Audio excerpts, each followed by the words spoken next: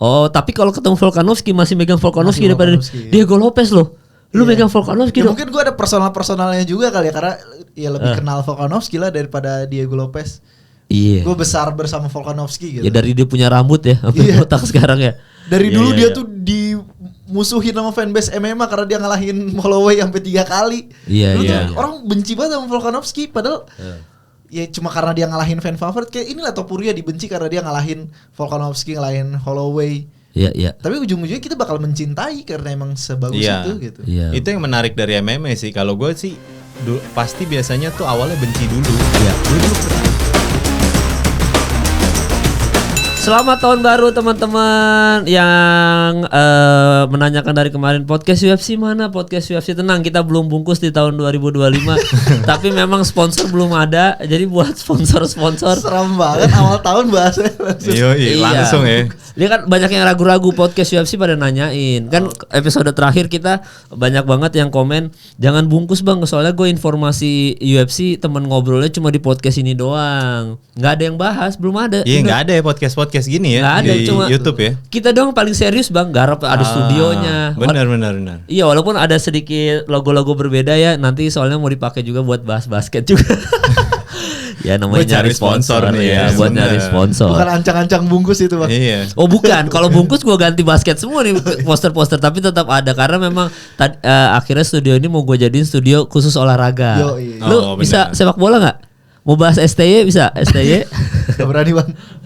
Jangan Koci aja mau diserang gara-gara STY ya. Jadi episode kali ini memang seharusnya episode sebelumnya udah ada. Apa episode yang minggu lalu sudah ada, cuma kebetulan datanya ada yang korup, jadi nggak jadi tayang. Sebenarnya Sayang gitu. sekali itu ya. Sayang banget, tapi nggak apa-apa bang. Lagi nggak ada Iyalah. duitnya ini bang.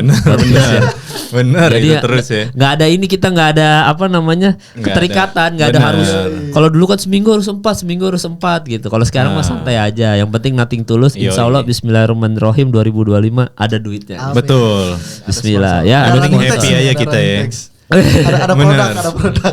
Iya ada produk gitu. Tapi memang kita tuh sebenarnya minggu lalu tuh ada episode. Cuma episodenya datanya korup entah kenapa, jadi nggak jadi tayang. Kita ulang pembahasan yang harusnya minggu lalu tayang, kita ulang sekarang.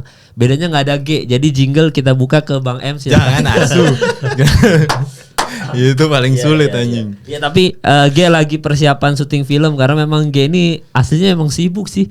Dia tuh gaya-gayaan tau, kayak gue nggak mau ngambil film lagi, buktinya persiapan film Bukan lagi. film lu itu bang. Beda. Beda lagi. Oh, udah beda. ada Dari film HH lagi juga. dia. Kayaknya iya dari Ernest. Ernest, Kayaknya ya. filmnya Christo Immanuel itu kan dia bikin film. Nah gitu. Jadi G lagi persiapan film jadi nggak bisa. Cuma minggu depan katanya dia bisa ikutan. Lu nggak tertarik bikin film UFC mal? MMA gitu, berbau MMA. Aduh siapa yang nonton bang? Ya, iya Kita juga viewers sih ya. kita aja segini-gini Iya, bener. aja. Enggak UFC bang, maksudnya film action. Oh Iya. film action. Ya kalau film action sih kayaknya ada keinginan sih. Action sama komedi kan masih satu spektrum tuh. Iya kan modal nekat tuh ada di bioskop tuh. Itu Iya. ada actionnya juga. Ada berantemnya itu Prisya Nasution. Iya, iya. Mungkin Bang M biasa dapat koreo gitu nggak, kerjaan koreo berantem gitu? Sempat dulu gua merantau. Oh, yang Tim-tim Berantem merantau. satu. Tim-tim awal yang The Night itu loh, The Night. Oh, The Night for Us ikut bantuin kan. Biasa butuh koreo. Cuman sebelum pecah tuh ya. Pecah. Iya. Sempat pecah tuh kan ya. Sempat pecah, maksudnya sempat ada berantem Iya, tipis gitu lah. dah. Nah, jadi gitu. Jadi beliau G lagi sibuk syuting film. Jadi kita sekarang bertiga dulu, minggu depan baru kita berempat lagi ya. Berkumpul lagi. Jadi kita akan bahas pembahasan yang sebenarnya sudah kita bahas di episode episode sebelumnya. Cuma karena datanya korup nggak ada, kita bahas sekarang. Kita tuh sempat bahas ini istilah desanya sama Imavov sama Adesanya. Jadi kita masih setuju bahwa Adesanya yang akan menang di pertandingan itu ya. Betul. Imavov ya. Karena ini pertandingan buat apa sih, Dok? Ya karena semua udah ada jadwal bang, jajaran atas. Oke. Udah ada jadwal, si Sean Strickland udah ada jadwal lawan Dricus du Plessis. Ya. Hamzat baru menang kemarin lawan Robert Whittaker. Iya. Whittaker baru kalah, masih operasi juga. Iya. Sisanya dari Tinggal 5 besar Imavov. tinggal Israel. Jadi dia nggak mungkin lawan yang di atas, harus lawan yang di bawah. Gitu. Mau nggak mau ya. Iya. Ya tapi masih kita bertiga setuju bahwa Israel Adesanya masih menang ya lawan Imavov ya. Kemungkinan Kekalahan terakhir lawan DDP nggak ngaruh ya. Biasa kan orang kalau udah kalah mentalnya ngaruh tuh kayak Volkanovski, kayak Kamaru Usman, ini nggak ngaruh ya. Iya. Kalahnya nggak sadis dan lawan champion juga, jadi Bener. wajar. Dan Wajar. Adesanya kayaknya udah sering kalah juga kan makan dia Iya. sering ngebahas itu kan, gue sudah kalah di kickboxing dan di hidup juga dia udah pernah kalah katanya gitu kan. Jadi Iya. kalah tuh bagian dari hidupnya lah. Walaupun dia Padahal orang baru. kaya dia sebenarnya. Iya. Dia tuh orang kaya tahu, sosokan doang miskin kan. Dia tuh Iya, orang emang- kaya emang di ini, Afrika Bang. kan. Iya, di Nigeria bang. Nigeria iya. Patokannya inilah bang, dia punya butler. Oh iya. Punya butler, udahlah. Iya orang kaya itu ya, jadi Israel Adesanya ya. Tapi memang pembahasan kita kan yang episode sebelumnya tuh soal pound for pound tahun ini siapa aja kira-kira juara tiap divisi. Itu tuh ESPN kita tuh take tuh sebelum Desember 31. ESPN MMA baru upload Desember 31. Sebenarnya kita lebih visioner tahu. Dan semua prediksi kita di episode yang korap itu, yang hilang itu, semuanya dibahas sama ESPN MMA, dan bener tahun depan kira-kira siapa aja juara tiap divisi. Mang anjing Raden nih. Bercanda Den. Ya jadi kita bahas peringkat-peringkat dulu ya. Nanti kan ada pound per pound. Gue jujur aja lupa sih pound per pound gue siapa-siapa aja Iya, ya. sama lagi gue juga. Lupa. Jadi kita ini aja deh, kita bahas langsung ini aja ya. Kita bahas Per divisi. per divisi aja. Kemarin bukannya kita bahasnya harapan-harapan kita di 2025 ya? Itu endingnya bang. Itu endingnya, Bang. Itu endingnya. Gue ingetnya endingnya doang jadi. Iya, cuma kan kita ada tiap divisi kira-kira siapa aja, karena nanti minggu depan baru kita bahas total soal UFC 13. Iya. Insya Allah kita akan mau bikin nobar sendiri di Stark Tap Room. Insya Allah nanti kita berkabar lagi aja ya. Tapi kita mulai pembahasan juara tiap divisi. Kira-kira 2025 ini ada perubahan atau enggak? Kalau kita dari women's bantamweight dulu deh. Dari yang paling bawah dulu deh. Urutan bawah. Women's bantamweight. Kan ini sekarang Juliana Pena kan, dia kan baru ngalahin Raquel Pennington. Nah ini kita sistemnya kita 3, 2, 1 sebutin bareng gitu aja ya. Oke siap ya bang ya. Sardo siap ya. 3, 2, 1 Kayla Harrison. Oh, udah, oke, next. Berarti udah bareng itu. Oke, ini woman flyweight kan sekarang Valentina Shevchenko. Ya, oke. Iya. 3, 2, 1 Alexa Valentina Grasso. Shevchenko. Alexa Doang Grasso. beda, Bang. Iya, soalnya menurut gua Alexa Grasso masih ada kesempatan untuk dia ngambil lawan Valentina Shevchenko. iya. Karena 3 kali pertandingan tuh 3 kali, Dok. 3 kali pertandingan, yang 1 menang Alexa Grasso, 2 draw, 3 menang Valentina Shevchenko. Nah, gue yakin masih bisa potensi untuk Alexa Grasso ngambil itu. Lu nggak ada potensi doy, Alexa Grasso bisa ngerebut Potensi lagi sih ya? ada sih 55 banding 45 lah. Iya. Soalnya kan kemarin juga hard fought banget Iya. dan umur juga nggak bisa bohong kan. Iya. Valentina Shevchenko ini Udah tua. udah this the last of her generation lah di Iya. jajaran sekarang. Ya jadi masih ya untuk ibaratnya yang bisa mengimbangi Amanda Nunes kan dia nih. Iya. Valentina Shevchenko. Ini udah generasi terakhirnya dia ya. Iya. Dia udah setara Kamaru Usman, udah lagi Volkanovski, Kamaru Usman era-era itu kan. Benar. Lebih tua malah lebih tua. Iya. Itu yang menurut gue jeleknya dari karakter apa sih namanya fighter perempuan ya. Iya. Umurnya cukup cenderung pendek banget. Iya. Itu yang ngebuat kayak divisinya jadi nggak menarik. Sedangkan regenerasi dari fighter perempuan tuh nggak cukup cepat, nggak Iya. kayak pria gitu kan. Iya, iya. Cepet banget mereka tuh bisa dibilang dalam kurun 10 tahun otomatis sudah pasti hilang semua satu generasi itu Iya. rata-rata perempuan. Iya langsung ya. Mm-mm. Belum cuti hamil misalkan. Bener, itu iya, dia. Iya. Betul. Bener, Bang. Makanya Dana White dari awal nggak begitu tertarik sama divisi perempuan ya. Cuman waktu Iya. itu kan ada Ronda Rousey kan sebagai Ya. inovatornya kan pada saat itu. Makanya dipaksain dibuat cewek. Dan Amerika kan ini banget kesetaraan gender Gender, banget. iya, Jadi benar. tetap harus mau nggak mau harus ada gitu. Tapi memang Sardo sendiri agak benci sebenarnya sama Lebih ke benci. patriarki banget ya. Itu tadi ya kalau woman flyweight gue masih Alexa Grasso karena secara umur masih Alexa Grasso punya kesempatan. Ini woman strawweight 1, 2, 3 Zhang Weili. Udah tetap tidak ada yang beda. Udah pound per pound cewek nggak usah dibahas. Karena udahlah kayaknya Zhang Weili sih kayaknya mungkinnya di atas, tapi nggak bisa sih pasti yang di atas mah Alexa Grasso lagi kalau dia ngalahin Iya. Valentina Iya. Shevchenko. Soalnya di woman kan Iya. straw fly sama bantam paling kompetitif tuh fly. Iya bener, sama bantamweight yang bisa naikin ke atas ke pound for pound paling tinggi ya kan. Bener, emang kalau cewek Iya. tuh beda sama cowok. Kalau cewek makin seru ke bawah, kalau cowok Iya. makin seru ke atas. Iya kebalik ya. Kebalik. Iya makanya. Jadi itu buat perempuan-perempuan ya, petarung perempuan. Nah sekarang kita masuk ke Bantam. divisi flyweight-nya Flyweight, ya. laki-laki dulu ya. Ini kita langsung aja ya 3-2-1 ya. Pantoja. Iya, enggak kayak Kara France gua. Berarti gua kayak Kara France, lu Pantoja kan. Pantoja. Iya karena menurut gue cuma kayak Kara France yang punya potensi bisa ngalahin Pantoja kalau gue. Saat ini ya. Iya, mereka tuh belum dipertemukan aja karena Iya, kan iya, kebetulan- lawan Ercek menjanjikan tuh Iya, menurut knockout gua. ronde 1. Iya, padahal Ercek aja bisa membuat sulit Pantoja bisa sampai 5 ronde loh lawan Ercek. Tapi sama Kai Kara France bisa dihabisi 1 ronde KO dan dia cuma Kai Kara France di divisi flyweight sekarang ya, di luar Figueiredo ya kalau dia balik lagi. Cuma Kai Kara France yang punya kekuatan power pukulan sekuat itu di flyweight. Iya, knockout puncher tuh Betul. cuma kayak Kara. Kai Kara buat sekarang ya. Jebolan Bandung. Iya benar, Bandung. BFC. Iya, jadi gua kayak Kara France. Lu kenapa Pantoja lu masih, Dok? Paket komplit bang, apalagi Iya. kemarin kita nonton lawan Kai Kara emang level champion, dagunya level champion. Kayak Asakura. Iya lawan Kai Kayak Asakura. Kara belum ketemu. Lawan Kai Kara, Kai Asakura. Ya kayak gitu bang. Dan Iya. sebenarnya kemarin tuh udah harusnya ketemu Kai Kara France. Kai Kara Iya. France sudah menang keren kayak gitu lawan Ercek. Iya. Malah dicari Kai Asakura dan flop juga kan. Iya. Tapi Kai Asakura walaupun kalah dia langsung ranking 11. Iya, enggak. Ranking 14. Oh 14. Iya, ranking 14 sekarang dia. Iya benar, ranking 14 dia. Jadi memang dikasih ranking langsung ya. Iya. Kayak Asakura tuh mah kayaknya butuh banyak jam terbang aja sih. Iya. Kayaknya kalau menurut gua kalau jam terbang sama dia jangan fokus ke YouTube dah.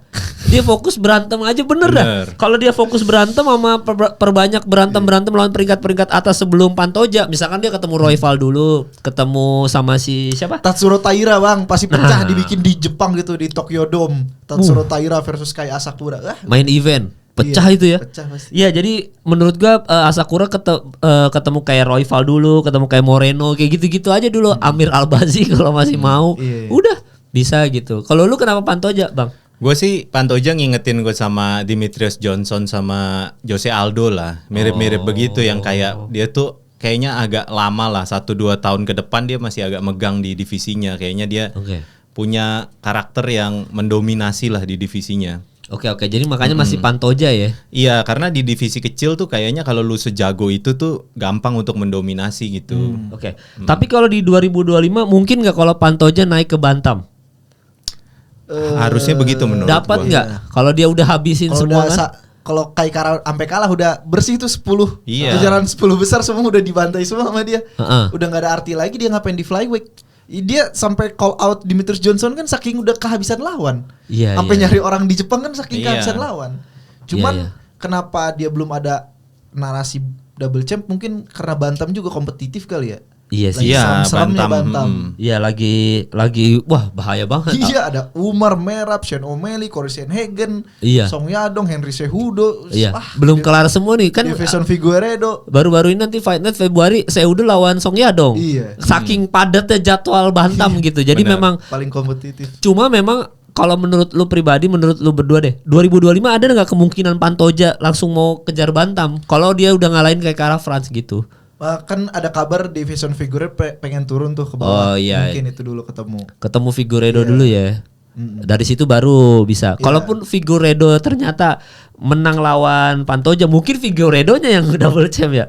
Karena Ya, dia udah karena pernah kan ke dia, emang dia Bantam. sekarang juga lagi aktif Bantam kan. Iya, padat banget sih Bantam, bahaya sih emang. Sangar Bantam. Jadi Pantoja itu Bang ya 2025 ada kemungkinan kalau dia double champ setelah mungkin mengalahkan Figueiredo dan juga ini ya. Siapa kayak Kara France ya? Iya, masih di situ sih gua kayaknya dia masih mendominasi di kelas. Nggak tahu kalau buat naik kelas ya, naik kelas emang agak berat sih kayak maksudnya secara bisnis juga masih berfokus di kelas bantamnya itu kan. Kalau- Flyweight berapa sih beratnya? 125 pounds. Iya, 125. itu berat. Berarti kalau misalkan mau ke Bantam naik 135 ya? Iya, next Nambah 10 10 kan? Iya. Bisa nggak ya Pantoja? Bisa lah ya kalau Bisa. cuma Kalau naik mah pasti bisa bang. Cuma nurun yang susah. Iya, nurun. Nimbang mah ngantongin barbel tuh kayak petinju-petinju Indonesia sering tuh. Ngantongin gitu. barbel aja. kantongin di mana Iya, bang? ada deh selipin gitu barbel. Iya, atau nanti habis itu pas udah nyelipin barbel ini baru bisa kurusin lagi kayak apa? Balikin lagi ke Tapi bukannya merugi kita kalau naik Kagak bang? kan mau naik kan? Iya, bukannya merugi kalau naik. Dulu kalau nggak salah Pacquiao apa gimana gitu ceritanya gitu tuh. Oh, pernah Bang. Pernah kalau nggak salah. Saking Ada susah kisahnya. naiknya makan gitu kan? Karena dia semiskin itu kagak. Oh, karena semiskin kagak bisa itu. makan. Oh, jadi masukin barbel ya. Atau enggak di umurnya dia masih terlalu kecil apa gue lupa dah tuh kayak kisah-kisah hidupnya itu. Oke. Jadi memang Pantoja kalau naik masih ada memungkinkan untuk 2025 sebenarnya ya. Iya, benar. Alexandre Pantoja. Oke, berarti flyweight sampai di situ dulu. Bantamweight ya kita 321 ya. Bantamweight champion 2025 3-2-1 Umar Nurmagomedov. Iya, berarti tidak ada peluang untuk Sean O'Malley balik lagi. Berarti 3-11 langsung nih, langsung ganti presiden. Langsung ganti presiden. Udah ganti presiden. Pokoknya 2011. 3-11 itu udah pasti lewat deh. Gak tahu mungkin akan ada yang bilang, "Bang, lu jangan menyepelekan Merab." Emang gue setuju. Masalahnya kita tuh Merab ini kita akui bahwa sebantamweight nafasnya yang paling kuda sama dia. Iya. Udah nggak bisa itu. Bayangin dia bisa ngerakdol siapa? Cejudo. Iya. Iya, Cejudo kan. diangkat, Cejudo dulu dibawa. diangkat, dibecanda, pasti bercanda-bercanda begitu. Jadi maksud gua Merab ini orang yang sebenarnya kalau gua pribadi dia tuh nggak ada takutnya. Dia tuh coba menyembunyikan kepanikan sama ketakutan dia dengan gaya-gaya kayak gitu tuh. Bercanda-bercanda dengan dia komen-komen yang baru-baru ini kan dia berita yang dia nggak boleh masuk ke apa? Masuk ke iya kan, kok nggak boleh masuk karena katanya di dalam ada Umar. Gua kan champion, masa gua nggak boleh masuk, kan lucu banget Merab. Cuma memang kita bukannya gimana-gimana, gue setuju ada beberapa komen yang bilang kalau Merab tuh jangan disepelekan soal nafasnya dia, soal skillnya dia. Emang apalagi dia masih champion, dia masih, kita tuh nggak bisa pungkiri kalau mental Betul. masih megang gelar tuh beda secara mental. Gue juaranya, mau lu Dagestan apa segala macam, tapi gue juaranya itu tetap ada, dan itu potensinya besar banget untuk Merab mengeluarkan mental kayak gitu. Kelihatan orangnya tuh bukan yang panikan. Sean O'Malley aja ketemu Merab, kita lihat mukanya aja kan kayak tegang gitu. Kayak kenapa sih nggak keluar-keluar nih snipernya, dia pukulan-pukulan ditahan-tahan sampai ronde 5 kagak keluar-keluar. Ada kelihatan kayak tegangnya gitu. Tapi kalau Merab tuh enjoy gitu loh orangnya, karena suka bercanda mungkin ya. Jadi enjoy gitu. Ya potensinya masih menang ada, tapi ya sekali lagi Bang M juga sering bahas bahwa belum ada yang bisa mengalahkan formula Dagestan itu. Nah, dia. masalahnya nih si Merab dan tim Dagestan tuh kan istilahnya satu daerah lah. Iya. Dia tuh punya gaya bertarung yang cukup mirip sebetulnya. Iya. Cukup mirip, dan mereka tuh kan sebenarnya pada dasarnya tuh kan dari kecil mereka berlatih sambo kan. Itu Ya. olahraga daerah mereka itu. Jadi kayak mereka terinfluence dari olahraga sambo ini. Jadi sebenarnya gaya bertarungnya mirip. Tapi gue sih sebenarnya cukup 50-50 sih Umar sama Merab ini. Iya. Jadi kayak cuman karena ngelihat dari dominasi gengnya si Nurmagomedov ini, jadi gue masih agak megang lah, mungkin 49-51 sih gue. Tiba-tiba split decision ya ternyata pertandingan ini. Kayaknya agak-agak ke situ tuh, karena kayaknya mereka akan bermain banyak di gulat lah ya. Iya. Ya tapi ini Gimana hitungannya juri aja tuh sulit. Bener, tuh. Saya iya. kan agak bingung hitungan goror control, dominant position tuh agak Iya. bingung. Juri ngeliatnya gimana? Iya, dan kalau melihat potensi mereka berdua bisa aja yang mengancam malah yang di bawah ya. Jadi bingung gitu kayak, lah ini yang mengancam malah yang bawahnya gitu. Iya. Iya, jadi ya potensi untuk juri menilai ini emang agak sulit nih nanti pertandingan ini, karena full ground control ini nggak mungkin tiba-tiba tampol-tampolan di atas ini mah. Tapi paling pas misalkan lepas scramble, Umar colong-colong mukul 1-2 kali, jadi di papan skor ya di statistik lebih banyak masuk Umar, mungkin bisa menang kayak gitu. Soalnya kan Umar aktif juga tuh tendangan, pukulannya. Iya, terakhir pertandingan lumayan cukup aktif tuh ya atasnya tuh ya. Iya, sangat aktif si Umar. Dagestan yang paling crafty strikingnya ya Umar. Iya, sama satu lagi tuh ada siapa Zabit ya? Iya, Zabit Iya, ya. Zabit. Udah pensiun lama tuh ya. Jadi dokter sekarang. Udah jadi dokter sekarang. Itu yang aktif di atas tuh ya. Nah, jadi memang kita masih bertiga setuju bahwa Umar, tapi ini kayaknya split decision jatuhnya ya. Mungkin ya. Ketat ini pertandingannya, seru banget, makanya pertandingan 3-11 pecah sih. Pecah itu Bang, Pecah itu mah dari prelimsnya aja seru. Nanti kan kita bahas minggu depan buat episode minggu depan. Tapi kita setuju Umar Nurmagomedov ya, karena sekali lagi Dagestan ini agak sulit formulanya. Kalaupun tiba-tiba menang Merab, itu faktor mental juara sih kalau Ya, gua sih. benar. Itu aja sih. Tapi kalau secara teknik pertahanan juga. dua-duanya sangar sih menurut gua. Ini bakal seru, ini seseru nonton Oliveira sama Arman tau Iya, gak? pasti. Kayak waktu 300 kan seru banget main di bawah. Seru, itu. iya. Itu baru pertama kali gua nonton Scrambling, ground iya. control tapi nggak boring gitu. Itu seru banget Oliveira sama Arman. Ini kayaknya akan menjadi pertandingan seperti itu, Merab. Tapi yang gua takutin pertandingan Merab sama Umar adalah apa? Merabnya kabur-kaburan tuh lu. Yang kayak lari supaya nggak di take down gitu. Kayaknya enggak sih dia Iya. pede sih dengan Enggak ya. Semoga tabrak aja sih pasti dia. Semoga nggak bercanda lari-lari Iya. gitu ya. Kayak Israel desanya gitu lari apa sih lari akhirnya dapat punggungnya kan. Kalau Israel kan emang stylenya dia begitu. Iya, kalau Merab flamboyan enggak ya. dia. Semoga enggak ya Merab ya. Heeh. Jadi Umar ya, Sean O'Malley kalau udah Umar naik, Merab naik nih nggak ada kemungkinan nih untuk dia, untuk dia mengambil lagi. Lawan yang lain dulu pasti. Ya, lawan Piotr Yen lagi atau enggak lawan Cory Sanhagen kan harusnya kan. Paling gitu. Ya, jadi itu ya untuk bantamweight kita setuju Umar ya. Ini untuk Feder ya. Kita Feder, nah ini Feder nih seru nih karena Jelas nih, jelas. Feder ya 3-2-1 ya. Topuria ya. Feder 3-2-1 Diego Lopez. Topuria. Gue Diego Lopez. Karena Topuria kan kalau mau naik, Tetep kan dia bilang kalau dia naik iya dia mempertahankan Iya. itu sih. Tapi berarti kalau gue sih jatuhnya Diego Lopez, misalkan dia ketemu F5, gue interim sih. Oh, dia vakan belt dulu ya. Iya jatuhnya itu sih. Jadi gue Diego Lopez. Kalau Topuriannya isu-isu mau naik ini nih ke atas nih. Jadi memang dia kan nggak mau lepas. Cuma ya gue nggak tahu kalau untuk interimnya gue sih Diego Lopez ya. Lu siapa kalau interimnya? F5 apa Diego Lopez? F5 yang menang sih sebelumnya sih, ya kan? Gue masih ada ngarep ke Volkanovski sih. Sama gue juga, iya. Oh, Volkanovski. justru mau Volkanovski. Kenapa? Dia masih Tua anjir udah. Eranya udah lewat ini. apa ya? Dia tuh juara dominan kayak kita ngeliat Kamaru Usman versi lebih clean lah. Kalau Oke. ini tuh, kalau Volkanovski. Kalau Topuria lepas jabatan. kayaknya nggak bakal dilepas tapi ya bakal ada tetap interim kan karena nggak mungkin dianggurin kan yang di bawah-bawah. Iya. Ya kalau interim ya mungkin ya terbaik kedua di featherweight saat inilah gitu. Masih ngasih chance. Lu juga Bang, kenapa Bang ngasih Kalau gue chance mungkin Volkanovski? agak personal ya. Gue balik lagi, gue tuh suka banget lihat orang yang bisa comeback ya. Karena kan comeback tuh hal yang paling berat menurut gue di dalam fighting itu. Kayak lu udah posisi tertinggi, highest high, lowest low gitu loh. Kayak lu udah ngerasain yang paling tinggi, ngerasain yang paling rendah juga gitu. Jadi kayak gue lebih ke arah support ke ini. Si Volkanovski, gue lebih mensupport lah kayak gitu. Cuman kalau secara teknis tuh karena agak berat, dia nggak sama lagi sama yang dulu lah istilahnya. Apa yang dia laluin tuh nggak sama lagi kan. Dia ngerasain KO yang cukup keras itu tuh otomatis iya. Itu nggak akan pernah sama lagi gitu. Tapi gue pengen denger comeback story-nya dia sih. Itu lebih ke personal gue. Holloway kan udah nggak mau di feather kan ya, mau tetap di lightweight ya. Dan udah punya ranking juga kan di lightweight. Iya, berarti kan sebenarnya kemungkinan kalau Volkanovski ketemu Diego Lopez, lu berdua masih megang Volkanovski tuh. Masih gue. Lawan Diego Lopez. Masih. Lawan F5 masih. megang Volkanovski. Iya masih Volkanovski. Oh. F5, Kalau ya. F5 Diego Lopez pertemuan pertama kan F5 yang menang kan? Iya. Nah, Kalau pertemuan kedua gue pegang Diego Lopez. oh gitu. Oh, tapi kalau ketemu Volkanovski masih megang Volkanovski Masih daripada Volkanovski, iya. Diego Lopez loh. Lu megang Volkanovski Ya, dong. mungkin gue ada personalnya juga kali ya karena ya lebih kenal Volkanovski lah daripada Diego Lopez. Iya. Gue besar bersama Volkanovski gitu. Ya dari dia punya rambut ya, sampai Iya. botak sekarang ya.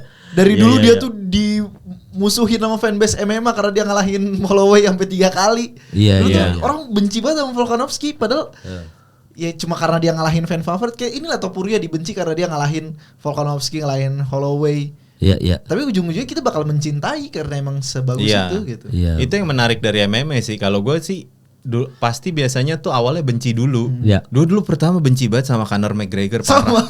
Pertama dia muncul Iya, itu tuh sama, kayak, Bang. wah anjir ini nih ngeselin Gue tim parah nih. Habib, Bang. Iya. Sebelum ada kabar-kabar dia mau lawan Habib bang, dari dia ngacak-ngacak featherweight, gue sampai lihat Iya. raportnya dia pernah kalah dulu. Oh pernah sama Joe Davi Joe coba Davi. dimasukin ke UFC, ternyata kalah juga dia. Iya. Oh, Sing tapi kesel akhirnya jadi gitu. suka. Iya, gue kesel banget pas dia ngalahin Jose Aldo itu. Iya lah. Yang 13 detik itu tuh pas gue nonton terus dia Itu double champ kan lawan Jose Aldo kan? belum ya? Eddie Alvarez tuh. Langsung Oh, naik- Eddie Alvarez. naik ke atas. Langsung naik ke atasnya ke cornernya Jose Aldo lagi naik terus langsung Iya.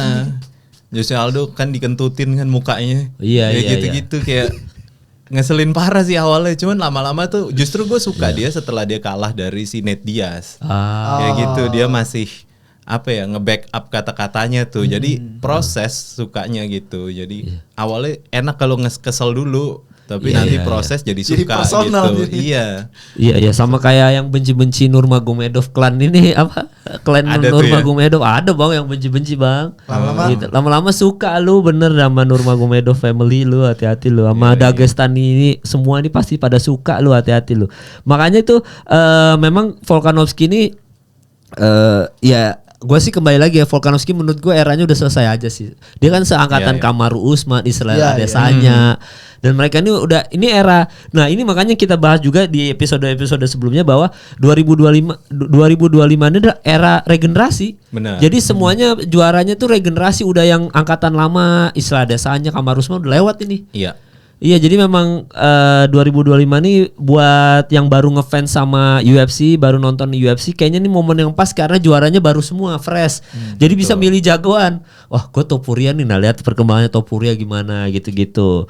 Nah itu ya untuk divisi feather ya. Sekarang kita masuk ke lightweight. Kayaknya masih sama Islam Makhachev ya kita ya. Ini nggak usah 3-2-1. Kita lawan Arman pun lu masih megang Islam Makhachev kan? Masih megang Dok? Masih jauh lah ya Arman untuk bisa mengalahkan.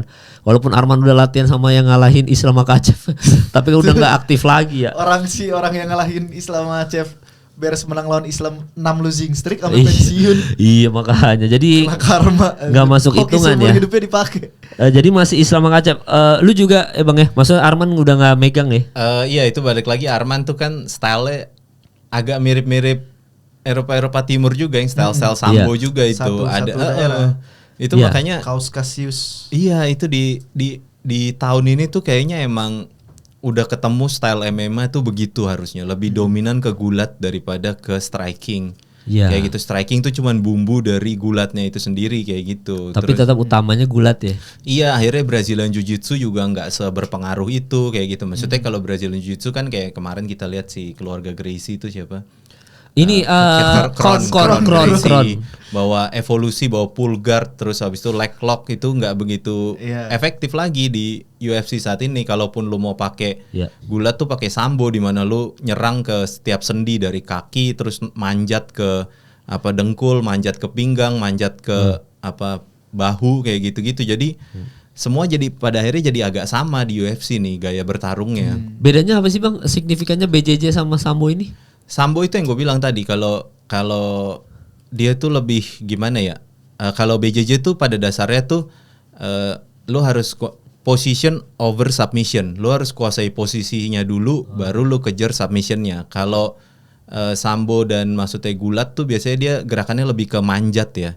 Jadi yang gue bilang tadi, dia pertama misalnya take down, terus apa manjat naik ke atas baru misalnya rear naked choke gitu. Jadi dia lebih fokusnya ke submission daripada ke position, dan top position tuh lebih penting buat mereka. Nggak tertarik di bawah mereka. Iya benar-benar. Nggak mau mereka di guard position atau half guard gitu-gitu, mereka nggak mau tuh. Mereka selalu dominant position, brutal submission. Kalau Oliveira BJJ kan soalnya kan? BJJ banget. Iya, Oliveira, tapi kan pada akhirnya dia tuh kan akhirnya lebih ke gimana ya, modifikasi lah BJJ-nya. Oke. Yan Gary kan bukan sambo kan? Pokoknya ciri-cirinya kelihatan ini Bang. Kalau fighter BJJ itu pasti dia nggak apa-apa gitu di bawah. Kalau orang gulat kan nggak boleh kayak gitu. Harus di atas. Punggung nempel kanvas tuh nggak boleh. Iya itu pinning kan soalnya kan, kalau itu dihitung kayak Smackdown 1, 2, 3 gitu kan kalau di gulat kan. Kalau BJJ tuh dia ahli banget di guard position. Pull guard tuh dia ahli banget pasti. Posisi di bawah, karena pada dasarnya secara sejarah tuh kan si keluarga Gracie tuh kan yang nyiptain namanya Helio Gracie kan. Dia tuh badannya paling kecil. Jadi dia pengen nyiptain bagaimana olahraga orang kecil bisa ngalahin orang besar gitu. Jadi secara sejarah tuh kayak gitu, makanya dia di posisi under domination tuh nggak masalah buat orang-orang jiu-jitsu, karena kita bisa ngambil kuncian di dalam posisi di bawah, posisi di atas dia bisa gitu. Kalau gulat nggak mau dia. Ya berarti oke dong kalau misalkan secara teknik lu bisa menguasai bawah juga, maksudnya dari bawah lu bisa dapat poin juga bisa, ini lebih oke dong berarti BJJ ya? Iya sebetulnya benar gitu, cuman pada akhirnya ini evolusinya udah jelas ke arah bahwa ternyata dominasi posisi itu lebih penting daripada ketika lu di bawah lu justru akan didominasi habis-habisan gitu. Oke, apalagi kalau yang di atas ini Sambo ya, orang Sambo udah pasti dia acak-acak tuh ya. Oh, di BJJ itu ada istilah teknik over strength juga.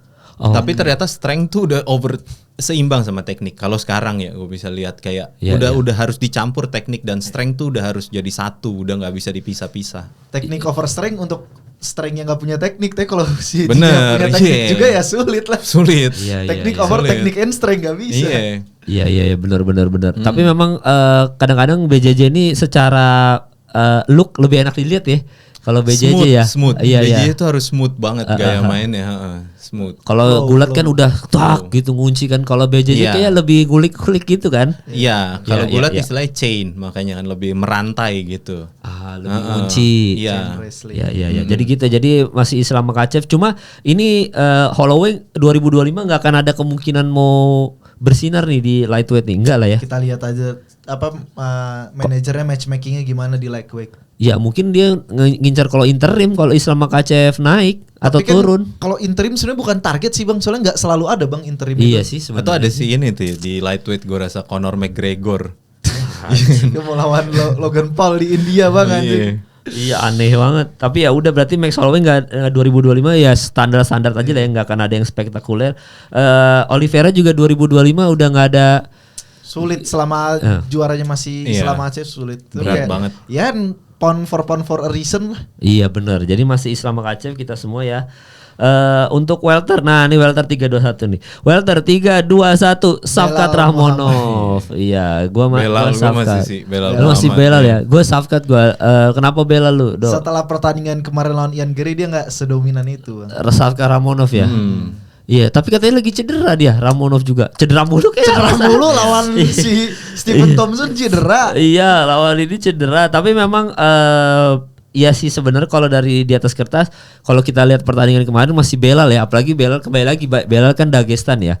Cuma gua masih menaruh harapan besar sih ke Rakhmonov sih ketika ketemu Belal Muhammad sih. Jadi gua untuk welter 2025 ini akan sangat mind blowing sekali, tapi gua menaruh Shavkat Rakhmonov kalau gua. Kalau lu Belal kenapa bang?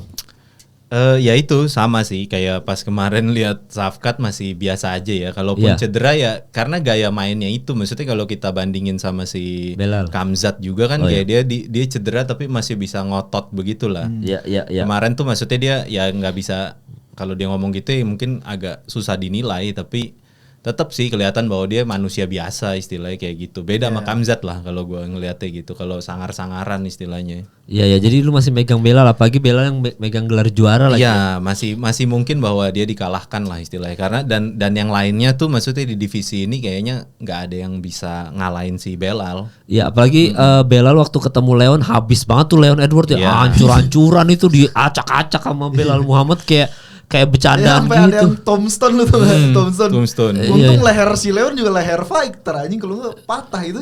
Itu. Jadi Belal emang secara power gila juga ya. Waktu kita lawan Leon tuh anjing Leon diacak-acak loh sama Belal Muhammad.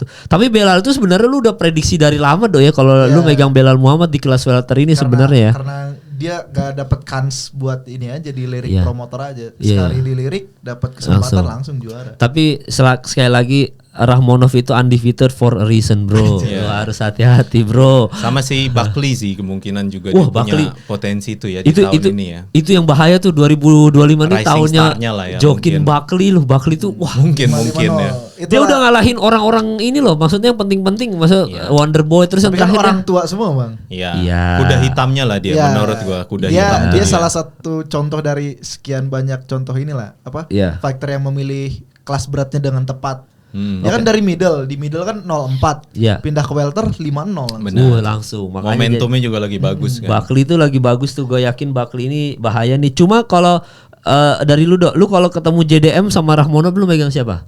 Jack Della Maddalena. Sulit tuh. Megang siapa? Kalau nggak salah JDM tuh dikabarin mau lawan Leon deh. Udah dapet tanggal. Ya, lawan Leon di ya. Twitter gitu. Cuma kalau dia lawan Rakhmonov lu megang siapa?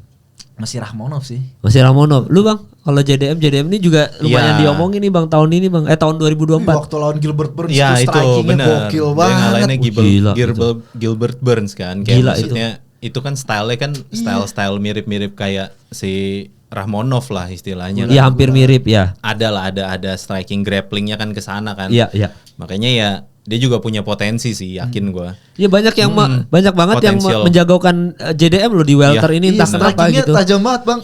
Dia take down defense bukan sprawling tuh di uppercut. Iya itu gila ya. Gokil. Waktu lawan Gilbert Burns yang kita nobar, buset JDM. Itu siapa yang Shannon, siapa yang orang Iya, Australia seneng banget. JDM akhirnya Australia punya bintang lagi. Iya. Kan Volkanovski udah mulai Bener. redup. JDM nih naik nih gitu. Jadi JDM itu untuk tahun 2025 belum sampai title shot ya? Atau ada kemungkinan title shot 2025? Tergantung kalau dia menang lawan Leon ini, Bisa. stoknya tinggi banget ya. Bener. Iya, apalagi kalau misalkan ya mungkin secara skenario mungkin Rahmonov akan ketemu Belal dulu, siapapun yang menang baru ketemu antara JDM dan yang menang antara JDM dan Leon Edward ya. Iya. Kalaupun ternyata JDM kalah lawan Leon, berarti Leon akan rematch untuk perebutan gelar lagi mungkin gitu kali Mungkin, 2025 ya. Kesempatan untuk Leon Edward mengambil gelarnya welter lagi gitu. Tapi untuk ini gua Rahmonov untuk 2025 yang juara welter kalian berdua Belal Muhammad. Oke, untuk middleweight 321 Hamzat Chimaev. Yoi, kita setuju semua Hamzat tahunnya Hamzat 2025. Akhirnya Hamzat penantian segitu lamanya. Iya bertahun-tahun. Bertahun-tahun dari yang 2020 COVID. dari top prospek sampai hancur kita udah ragu-ragu nih orang bisa comeback atau enggak. Jatuh Akhirnya di 2025 adalah ini adalah statement penting Hamzat ini adalah 2025 adalah tahunnya Hamzat Chimaev. Sebenarnya lawan terberatnya Hamzat tuh dirinya sendiri sih, cederanya itu Iya. yang paling Overtrainingnya berat. itu Iya, kan. overtrainingnya benar. Iya, orang tuh gila sampai overtraining tuh sampai begitunya ya maksudnya Bener. impactnya gitu. Seobses itu sih. Seobses itu iya. Ya tapi kelihatan sih dari pertandingannya maksudnya dia tuh Se- mental ngebunuh orangnya tuh. Tinggi banget. Bayangin Whittaker dihancurkan kayak gitu. Wah, gila. Robert Whittaker loh itu maksud gua. Jadi memang Khamzat ini di 2025 nih kita bertiga tuh prediksi bahwa dia akan paling bersinar. 2025 tuh omong. Kan kita tadi gua sama Sardo lagi ngelihat ini Bang, siapa aja fighter of the year kayak 2011 kan tahunnya John Jones. Iya. 2015 tahunnya Conor McGregor, 2016 tuh Amanda Nunes, terus habis itu ada Israel Adesanya 2019 Kamaru Usman. Iya, iya. Cuma Alex Pereira Poatan yang 2 kali 2022 fight of sama the year 2024. 2022 sama 2024 2023 kan Islam Makhachev. Nah, ini prediksi gua aja 2025 Khamzat Chimaev fighter of the year. Menurut gua udah itu. Lu bayangan aja deh sebelum ini fighter of the year lu untuk sulit sih bang karena fighter of the year kan dilihat dari Iya. korban-korbannya sama keaktifan. Sama jumlah jumlah Iya. pertandingan berapa Iya. kali dia Kayak aktif. Topuria sama kan kemarin kandidatnya Topuria sama Alex Pereira. Cuma Iya. Alex menang karena 3 kali main kan. Iya. Nah itu keaktifan juga dilihat sih. Hamzat kayaknya bukan tipikal fighter yang bakal aktif juga. tapi dia Iya. tuh setiap pertandingannya dia minim cedera Jadi kayak cepat-cepat dia cedera gitu. di latihan. Di latihan doang, cedera di pertandingan mah kagak. Iya, Makanya potensi dia Khamzat ini untuk meladeni musuh-musuh yang ini tuh besar gitu. Misalkan let's say Khamzat Chimaev langsung lawan DDP. Kan DDP lawan Sean Strickland dulu, siapapun yang menang pasti ketemu Khamzat kan. Khamzat menang. Habis itu Khamzat mempertahankan gelar selama 2025 nih. Udah fighter of the year. Kalau misalkan Itu kalau seandainya misalnya Sean Strickland lawan DDP itu kan Iya. terus dia tanding paling nggak tengah tahun si Khamzat baru tanding lah. Iya, udah Iya, nggak iya. ada Maksudnya, jadwal. maksudnya dia Udah paling nggak ada kayaknya jadwal, nggak tahun ada ini jadwal. cuma dapat 2 kali dah dia tanding kayaknya. 2 kali ya. 2 kali. Satu gelar, satu lagi bertahan. Iya. Oke, Kemungkinan begitu sih. Emang siapa kira-kira yang paling banyak berantem? Kalau Poatan nggak mungkin ya, kayaknya udah makin tua nih, makin hati-hati nih ya untuk banyak bertarung. Siapa yang paling banyak prediksi deh? Siapa yang paling banyak berantem 2025? Islam Makhachev kali. Islam Makhachev lu, Bang? Enggak sih. Enggak Bang. sih, Karena enggak gue ya. ngeliatnya kayak Enggak, kehabisan lawan juga. Iya Enggak sih. dia sih. Topuria mungkin yang banyak Itu berantem. Topuria. Itu juga. Udah mulai Iya. kehabisan lawan. Siapa Pantoja potensi? paling. Pantoja pasti. Di siapa aja dilawan, Bang. Iya. Bantam lah kayaknya Bantam deh. Bantam entah Umar kayak Iya. Umar juara, itu semua ngantri, Bang, pasti. Ya langsung banyak ya, bisa Sean Iya. O'Malley lagi lawan, Benar. bisa siapa lagi lawan gitu. Bisa merah pre-match. Iya, jadi mungkin kemungkinan malah Umar ya 2025 yang kemungkinan banyak Kemungkinan. berantemnya ya ketimbang yang nama-nama yang lain ya. Justru iya juga sih, Bella juga segitu-gitu aja. Rahmonov juga kita lihat banyak cedera juga. Iya sih. Kayaknya tahun 2025 nih tahunnya Khamzat bener untuk dia diomongin semua orang, tapi kayaknya yang paling banyak berantem Dagestan lagi, Umar lagi. Iya, Umar sih kayaknya. Iya benar. kayaknya Umar bener-bener. Jadi itu ya untuk middleweight ya. Untuk Wah, ini dia. Like heavyweight. Untuk light heavyweight ya. Oke. Waduh anjing juga nih. Untuk light heavyweight 3 2 1 Alex Jamal Pereira. Jones aja. Gua masih Alex Pereira. Lu siapa? Bang? John Jones kayaknya. Oh, John Jones turun. Turun aja dah dia. Potong kaki ya.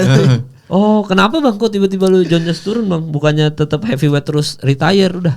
Iya sih, cuman gue sih ya gimana ya, itu personal lagi sih kalau menurut gue kayaknya kalau dia baiknya turun ke kelas alaminya dia buat ketemu sama Alex Pereira. Oh, kalau mau ketemu jangan di heavyweight. Iya, karena juga menurut gue UFC ini butuh satu terobosan baru sih di tahun ini ya, kayak butuh satu hype fight gitu yang menurut gue bagus gitulah. Kayaknya saat ini UFC kehabisan di situ. Dana White sih janjinya bilang bakal ada surprise besar di 2025 tapi nggak tahu apa. Iya, khususnya di kelas-kelas yang kelas berat ya. Kelas berat nih lagi susah menurut gue buat dijual ini. Padahal kan nilai jual utama tuh kan sebenarnya di kelas berat ini. Malah kelas-kelas menengah ke bawah ini yang welter. Iya, malah jadi nilai jual di UFC. Sedangkan kalau di market Amerika ini kan kayaknya sangat-sangat butuh kelas berat ini semuanya. Iya, makanya kan kebanyakan sekarang nih yang invest Asia ini. Karena mereka seneng lihat yang kan badannya mereka Asia. Iya. Kayak Arab kan seneng tuh badan-badan kecil kayak Islam Makhachev masuknya Khamzat, maksudnya bukan heavyweight gitu. Seneng nontonnya walaupun ya kita lihat juga Fury sama siapa? Sama Usyk juga kan sebenarnya mainnya di Arab juga kan yang Riyadh season ini kan. Tapi memang si Asia kayak dia kan pasar Jepang Korea yang pertarung Korea itu siapa Song Do-ho siapa yang kemarin bagus banget mainnya. Kan mereka kelas-kelas mereka bawa ini orang Asia kayaknya seneng banget juga nonton yang middle welter gitu. Genetik kita nggak dapet Bang ke sana. Iya jadi susah. Kayak 180 aja di Indo sedikit. Iya. Sedangkan 2 meter tuh cukup lah di US cukup banyak lah 190. Iya. Tinggi-tinggi segitu. Dan itu kayaknya. kita harus se-effort itu, makannya harus se-effort itu. Mereka nggak perlu udah langsung monster. Iya benar.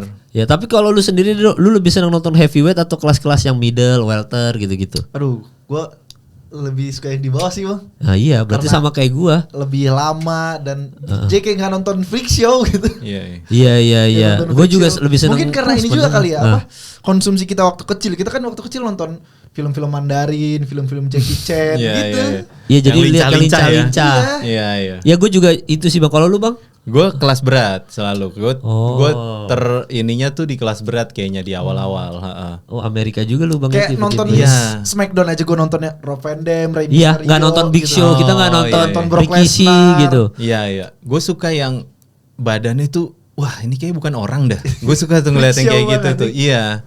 Wah waktu yang gue nonton live di New York Bang, itu kan si siapa musuhnya Bonikel siapa? Iya sih ini. Kratos ini siapa? Yang turun dari lagi heavyweight. Buset gede banget Bang. Bonikelnya kayak turun dia gede banget gitu. Ring oktagonnya segini ya anjir. Iya wah tuh gila tuh. Abis itu Miocic sama Jon Jones keluar kayak buset itu gede banget manusia di atas ring.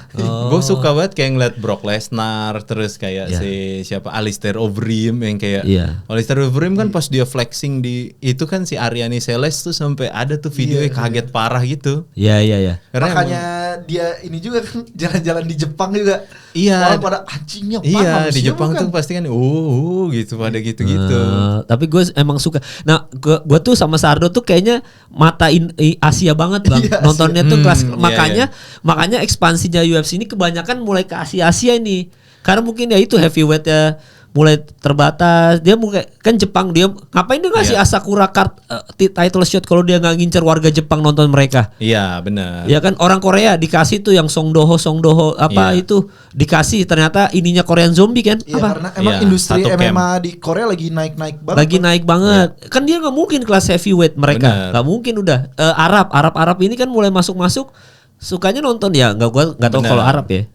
Karena UFC tuh kalau dari zaman dulu tuh udah berusaha banget buat ngeraih market Asia ya. Cuman itu susah banget buat UFC ya. Kayak dia kan sempat beli Pride tapi ujung-ujungnya fighter-fighter yang diambil tuh ya kelas-kelas light heavyweight kayak gitu Rampage Jackson kayak gitu-gitu yang diambil apa Wanderlei Silva terus Dan Henderson.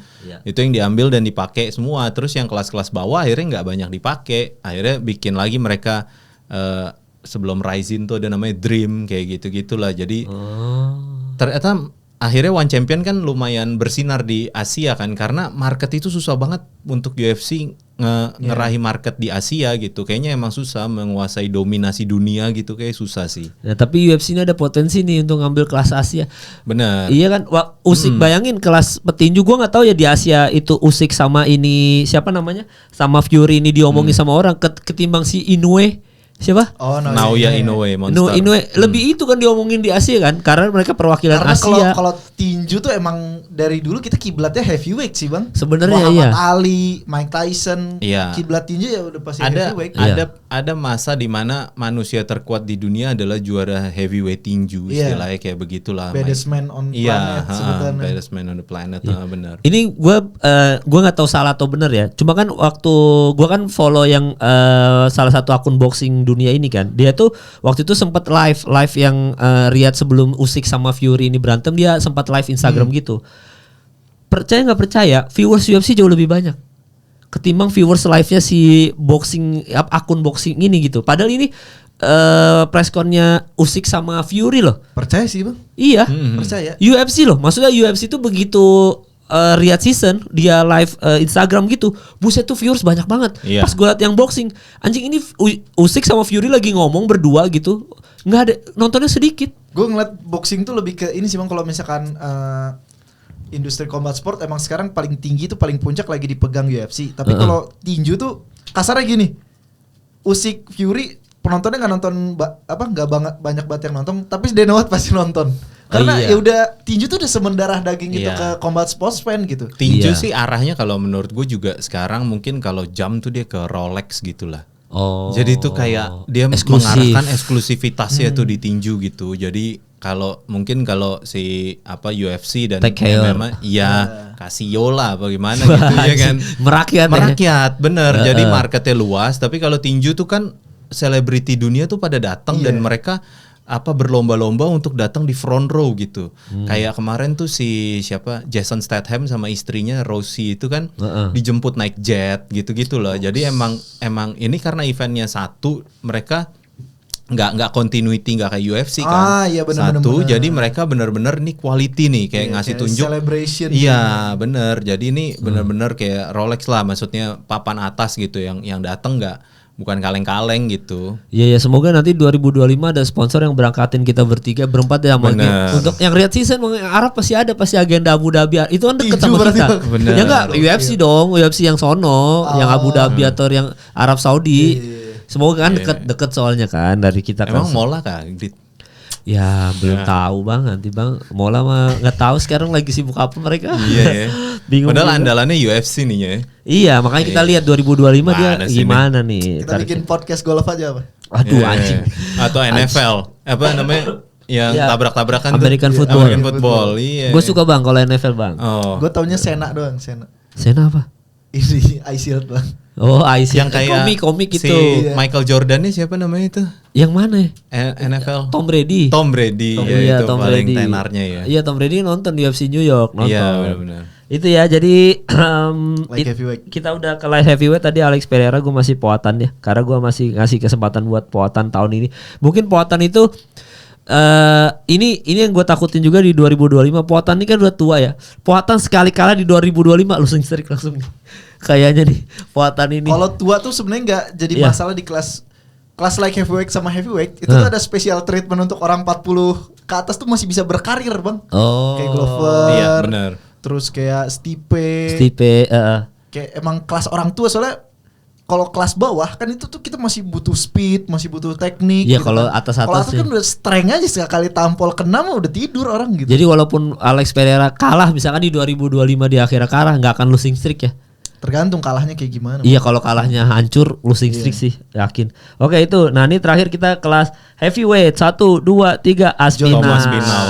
Gua Aspinal bener. Lu kenapa John sendiri lu? Oh iya Thomas Aspinal. Thomas Aspinal. Ya makanya gue mikirnya John sih bakal ngulur-ngulur waktu megang sabuk. Oke. Gitu. Nggak, tapi 2025 retire nggak Dok? Menurut lu Dok? Retire kabar pasti ya? terbaru kan dia bilang dia minta 30 juta dolar.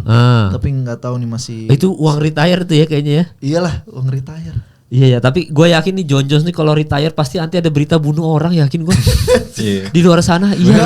Nabrak nenek-nenek ya. Iya, atas siapa gak gitu. terlampiaskan demon dalam Iya, dirinya. kayaknya setan dalam dirinya harus dilampiaskan. Apa kayaknya itu bahaya nih orang nih. Kelihatannya doang baik, sosok baik waktu keluar di New York kan dia baik, senyum padahal mau bunuh orang anjing. Iya, ngomong-ngomong agama mulu ya kan. Iya, Stipe ini mau dihantam sama dia udah jatuh gitu masih ditampol gitu tak. Ya paling lucu ya itulah yang dia baru dapat Hall of Fame itu. Baru dapat Hall of Fame, pulang mukulin istrinya anjing. Iya, makanya istilah lapor polisi dia ditangkap dia cedukin kepala ke mobil polisi anjing. Iya, makanya Jon Jones pasti bunuh orang kalau udah keluar dari UFC. Narkoba juga sih dia soalnya. Iya, udah narkoba parah dia. Kalau dia menang, dia dibalutin sabuk sama dibalutin itu tuh yang di kaki tuh yang buat trekking. Iya, mau nggak mau Jon Jones ini memang Dana White harus ada special occasion sendiri, harus jadi tahanan rumah bener. Kalau nggak bunuh orang yakin gua. Entah dia bunuh bartender atau dia bunuh siapa, misalkan PSK yang dia pakai misalkan gitu ya. Bener. Dibunuh sama dia. Jon Jones ini bahaya banget Tapi sih. so far si Jon Jones tuh beda sama Conor McGregor. Dari dulu dia bertingkah tuh kayak belum ada dia bertingkah sama PSK atau dia tidur-tidur, dia lebih ke cocaine sama violence. Ya belum tahu aja dong masa tuanya bagaimana dong. Kan puber kedua orang-orang tuh 50 tahun ke atas. Bener. Puber Dia kedua kayak itu. lebih sange nyium darah kayaknya daripada Nyium cewek ya. Jon Jones ya. Tapi itu sih Jon Jones ini emang retire. Kita prediksi 2025 dia retire, tapi kita nggak tahu. Justru gue menantikan kehidupan after ininya. Entah dia bunuh diri misalkan, entah dia apa. Loh itu dinantikan banget, Bang. Gua kan pernah nonton dinantikan bunuh orang. Iya, bukan maksudnya kehidupan setelah dia retire seorang Jon Jones ini kan. Jon Jones ini greatest of all time. Itu Bang IQ-nya tuh paling tinggi kayaknya di combat sport saat ini. Kalau dia jadi pelatih aja mantep banget. Nah, itu juga beda tuh. Kadang-kadang ada yang jago di lapangan, jago di fighter, tapi jelek banget di dalam. Karena itu kan butuh kemampuan buat apa sih? Manajemen kan, manajemen apa sih? Knowledge management kan. Dia harus bisa mentranslasikan apa yang di dirinya gitu. Karena ada juga ya coaches yang fight-nya jelek, tapi jadi coach jago bang. Banyak kayak si kalau di bola tuh pelatih Chelsea, mantan pelatih Chelsea siapa tuh? Yang mana? Si mantan pelatih Tuchel. Bukan yang terbaiknya pelatih Chelsea itu siapa? Ini Mourinho. Jose Mourinho kan secara permainan nggak sebagus itu kan. Guardiola juga, Pep Guardiola juga secara main ya nggak yang bersinar-bersinar banget juga Matt sih. Matt Brown kan ternyata pernah main kan di UFC, tapi Matt Brown pernah. Cupu, tapi dia ngelatih pas ngelatih, ngelatih Arman, ngelatih ini. Nggak bisa ini tuh. juga Tim Welch pelatihnya Hugo Xian. Iya. Dia 0-3 apa rekornya? Gak usah jauh-jauh, Michael Jordan kan jadi pemain gila, greatest of all time. Tapi jadi owner kan hancur banget, nggak bisa. Bener. Jadi itu kayaknya Tuhan Maha Adil tuh ya. Benar ya. Iya, maksudnya lu jago di lapangan tapi manajemen lu jelek gitu. Gue ada satu mantan juara dunia di Indo ya, petinju gitu. Terus gue kan nanya, Bung, beta kurang apa? Oh, pukulan Ale kurang gitu. Dia nggak bisa ngartiin itu apa. Gue tanya, itu gimana Bung kayak gitu? Ya kurang katanya. Wah kurang itu gimana tuh ya? Ya itulah pelatih kita timnas Indonesia sepak bola. Patrick Kluivert itu jago di lapangan doang tapi gak jago. Tapi kita nggak tahu ya tiba-tiba lolos Piala Dunia. Amin. Tapi memang Jon Jones tuh retire-nya nggak mungkin ngelatih sih dok. Kalau gue prediksi. Justru kehidupannya ini kan gue ada nonton film apa gitu ya, Will Smith yang main, dia tuh jadi dokter gitu, dokter otak. Nah si Will Smith, gue lupa judulnya apa. Tapi Will Smith ini lagi ada kecenderungan atlet NFL yang American football ketika dia retire otaknya ini pendarahan, brain damage karena lu sering benturan-benturan kan. Nah itu tuh nggak bisa dipungkiri, itu tuh pasti kena. Mau NFL apalagi UFC gitu. Chris Benoit. Iya. Nah makanya Jon Jones ini potensi otak brain damage-nya gede. Sangat. Orang ditampol-tampol mulu, iya itu dia makanya pasti dia stres atau enggak dia ngapain make lagi atau curiga bunuh orang, gue curiganya gue.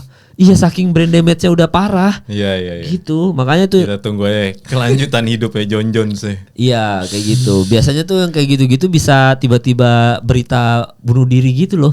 Bisa kayak gitu di kamar mandi atau apa karena over banyak kerap terjadi itu. Kalau itu overdosis gitu-gitu. Jadi itu ya untuk middleweight. Nah sekarang sebelum kita udahan pound for pound versi masing-masing ya. Untuk dari gua dulu deh. Soalnya gua masih ingat gua pound for pound gua. Untuk peringkat 5 gua pound for pound gua jatuh kepada Shavkat Rakhmonov kalau gua, karena kan dia dapat gelar juara dong. Kalau dari gua tadi kan prediksi gua, jadi peringkat 5 gua tuh Shavkat Rakhmonov. Peringkat keempat gua jatuh kepada Khamzat Chimaev. Jadi seperti yang gue bilang tahunnya Khamzat Chimaev, jadi nomor 4 gue Khamzat Chimaev. Nah nomor 3-nya, nah ini dia. Nomor 3-nya gue itu justru tahunnya, wah ini kita sebenarnya ini agak PR sih. Gue yakin nomor 3 tetap Poatan di tahun 2025 karena belum ada potensi gimana-gimana. Tapi ini prediksi ngaco-ngacoan gue aja ya. Ini namanya juga tolol-tololan aja. Kalau terjadi apa-apa, peringkat 3 gue justru Tom Aspinall heavyweight. Jadi ada potensi Tom Aspinall ini yang naik ke 2025 nih, tahunnya Tom Aspinall juga sama Khamzat. Jadi 4-nya Khamzat, tapi Khamzat di bawah karena heavyweight masih diomongin orang. Jadi gue masih Tom Aspinall nomor 3-nya. Jadi Poatan ini turun karena kalau Poatan jadi 2025 ada surprise ketemu John Jones, kayaknya John Jones ngalahin Poatan. Jadi John Jones tetap di peringkat 2, peringkat 1 tetap Islam Makhachev. Jadi Islam Makhachev nomor 1, 2 John Jones, nomor 3 kalau Alex Pereira kalah sama John Jones misalkan Aspinall, Khamzat Chimaev sama Shavkat Rakhmonov. Itu pound for pound gue untuk 2025. Kalau lu siapa, Dok? Kalau gue dari ranking 5 Hamzat, okay. Belal, Tom Aspinall, Topuria, Islam. Oh, Topuria lu naik ya? Topuria naik. Jadi kenapa John Jones karena retire tadi? John Jones retire, Poatan udah nggak kedengaran kalau kata gue di 2025. Oke, Bang M. Gue nomor 5 ini dulu Alexander Pantoja. Baru nomor 4 di Khamzat. Terus nomor 3 kayaknya masih Topuria. Topuria nomor 2 tuh ya Pereira. Baru Makhachev. Jelaskan, Bang. Dari Pantoja ya, Pantoja sebenarnya dia terbaik lah, cuman masalah kelasnya aja sih. Kelas kecil lah kayak biasa lah. Terus habis itu nomor 4 ya Khamzat karena dia baru juara kan, gua rasa tuh baru juara dan dia mempertahankan sekali, kayaknya masih di posisi 4 lah. Terus Topuria kayaknya dia bakal aktif lah, either dia mempertahankan 2 kali gelar terus kemudian dia naik kelas atau gimana, tapi gua rasa dia kayaknya masih menang-menang lah di tahun 2025 ini. Jadi Topuria di posisi 3, Pereira belum pensiun, dia juga kayaknya masih susah dapat lawan lah. Jadi dia masih di 5 besar hitungannya ya? Iya, gua rasa kayaknya dia masih belum ada rencana pensiun dan masih agak susah lah di kelas-kelas berat buat ngalahin dia tuh. Oke. Jadi masih ada di posisi kedua lah. John Jones itu sebenarnya dia gua rasa kayak pensiun tahun depan lah ya, dia kayaknya kebanyakan masalah, banyak mau lah. Kayak gitu kayak ya udah nggak banyak pilihan lah buat John Jones kayaknya, jadi gua lempar dari 5 besar tuh karena itu sih. Oke. Baru Islam Makhachev gua rasa kayak masih mendominasi lah di kelasnya. Iya karena memang 2025 ini untuk pound per pound ini Pantoja kayaknya patut kita omongin untuk ada di 5 besar sih. Kalau dia misalkan Pantoja ini sapu bersih, misalkan dia menang lawan kayak Kara France gitu. Terus Figueiredo ada pertandingan lawan Figueiredo, justru Pantoja ini yang mungkin menyapu bersih, kayaknya dia harus dikasih kesempatan masuk 5 besar gitu. Iya, karena bukan tidak mungkin flyweight naik 5 besar. Dimitri Johnson aja pernah di ranking 1 malah, ranking 1 pound for pound. Dia pernah itu tahun 2017 ya. Dia peringkat 1 ya. Zaman keemasan McGregor lah. McGregor yang 15-16. Bantai Jose Aldo 13 detik dibikin di ranking 2 saking dominannya Dimitri Johnson. Iya, jadi ada bisa jadi yang tadi prediksi lu benar juga Bang, Pantoja bisa ada di 5 besar tahun 2025 karena dia udah selesai semuanya. Dia udah misalkan dia ketemu kayak Kara France udah beres, udah.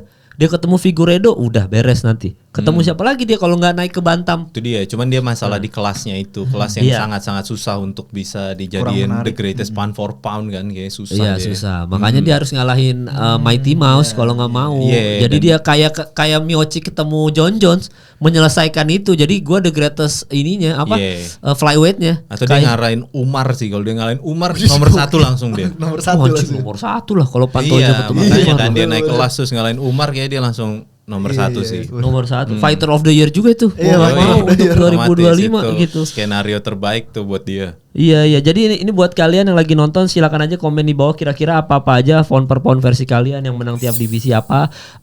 Yang jelas nanti minggu depan kita akan bahas total 3-11 karena memang pembahasannya cukup panjang. Tadinya mau minggu ini kita prelimsnya dulu sama early prelims doang.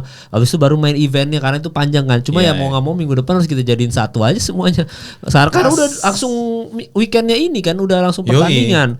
Jadi kita insya Allah kita akan ada nobar bikin sendiri ya. Nggak bareng Mola. Jadi nanti ditunggu aja kabarnya gimana. Mana sini Mola nih ya.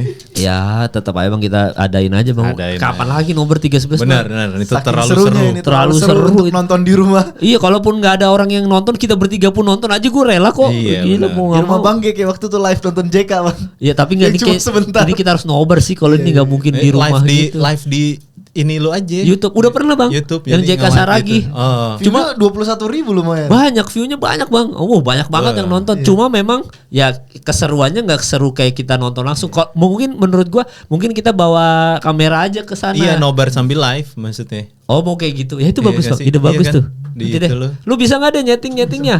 Oh, bisa. Ya udah nanti kita gitu aja deh. Ya ditunggu nobarnya. Thank you udah nonton episode kali ini. Silakan komen di bawah. Sampai ketemu di episode selanjutnya.